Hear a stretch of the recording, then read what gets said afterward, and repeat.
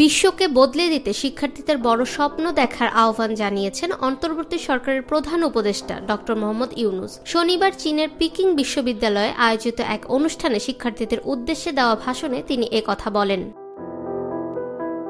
প্রধান উপদেষ্টা বলেন, একটি বিশ্ববিদ্যালয় বা শিক্ষা প্রতিষ্ঠান শুধু শেখার জায়গা নয়, এটি স্বপ্ন দেখারও জায়গা। স্বপ্ন দেখতে পারা পৃথিবীর সবচেয়ে বড় শক্তি উল্লেখ করে ডক্টর ইউনূস বলেন, আপনি যদি স্বপ্ন দেখেন তবে তা ঘটবেই, আপনি যদি স্বপ্ন না দেখেন তবে তা কখনোই ঘটবে না। শিক্ষার্থীদের অতীতের দিকে নজর দেওয়ার অনুরোধ জানিয়ে তিনি বলেন, যা কিছু ঘটেছে কেউ না কেউ আগে তা কল্পনা করেছিল। কল্পনা যে কোনো কিছুর থেকেও বেশি শক্তিশালী।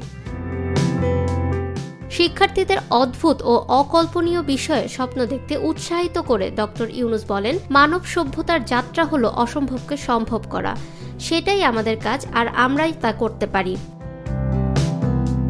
অনুষ্ঠানে প্রধান উপদেষ্টা অধ্যাপক মোহাম্মদ ইউনূসকে পিকিং বিশ্ববিদ্যালয় থেকে সম্মানসূচক ডক্টরেট ডিগ্রি দেওয়া হয়। পিকিং বিশ্ববিদ্যালয় কাউন্সিলের সভাপতি হে গুয়াংচাই এবং বিশ্ববিদ্যালয়ের প্রেসিডেন্ট গং চিহুয়াং এই অনুষ্ঠানে বক্তব্য দেন। ফাহমিদা বিনতে আনোয়ার, নিরপেক্ষ নিউজ ডেস্ক, ঢাকা।